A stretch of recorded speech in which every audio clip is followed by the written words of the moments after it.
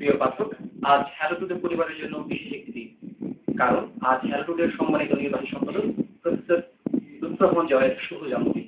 আমরা হ্যালো টুডের পরিবারের পক্ষ থেকে স্যারকে শুভেচ্ছা জানাচ্ছি।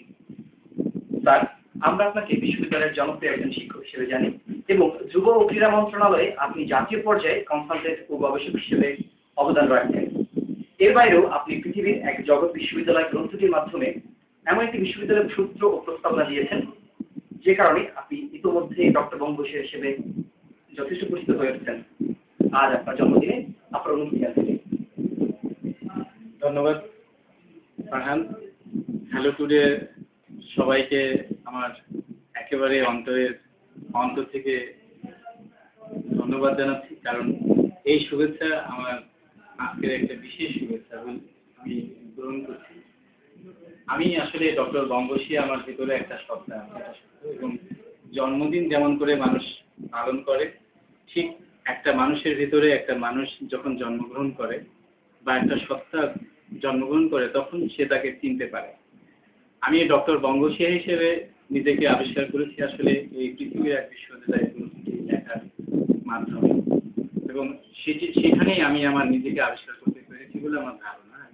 আমি বিশ্বাসও করি আমার জন্মদিনে কিন্তু এই জন্মটি আমার কাছে নতুন করে পরিচয় করিয়ে দিচ্ছে যে আমি ডক্টর বঙ্গবন্ধু, এবং আমার একটা ছদ্মনাম হিসেবে আমি এখন থেকে এটা ব্যবহার করবো ডক্টর বঙ্গবন্ধু হিসেবে। আমার সব লেখা ডক্টর বঙ্গবন্ধু হিসেবে আসবে, কারণ এই সৃষ্টিটি ডক্টর বঙ্গবন্ধু হিসেবে করেছে, যেটা হয়তো 200 বছরের মধ্যে হলো আমার বিশ্ববিদ্যালয়টি পৃথিবীতে প্রতিষ্ঠা পাবে। সেই ক্ষেত্রে আমি হয়তো থাকবো না, কিন্তু আমার চরিত্রটি যে নায়ক হিসেবে এই গ্রন্থের এই বিশ্ববিদ্যালয়টি আবিষ্কার করেছে সে সবার অন্তরে থাকবে, অথবা তার আবিষ্কারটাই প্রতিষ্ঠিত হবে। সেই কারণে মনে হয় আমি ডক্টর বঙ্গবন্ধু হিসেবে এই বিশ্ববিদ্যালয়ের ভেতরে বাইরে অথবা মানুষের মধ্যে এটা আমার বিশ্বাস।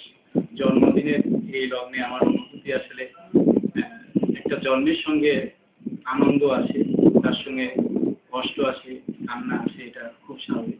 সেই জন্ম মুহূর্তে কোনো কিছু সৃষ্টি করলাম, সেটি যদি প্রতিষ্ঠা না পায় তাহলে তার সঙ্গেই কান্না চলে আসে।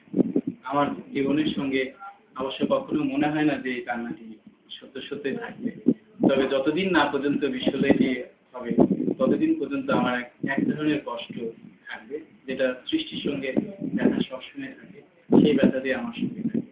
আমার জন্মদিনে সবাই যেমন আমাকে শুভেচ্ছা জানিয়েছে, আমি তাদের প্রতি কৃতজ্ঞতাও জানাই, এবং সবার মাঝে আর একটা জন্ম হোক, সেই জন্মটা সৃষ্টির জন্য হোক, এটা আমার অনুভূতি। এবং জন্মদিনের অনুভূতি বলতে গেলে আমি মনে করি ঠিক জন্মের আনন্দটি আমাকে সবসময় সৃষ্টি করায়।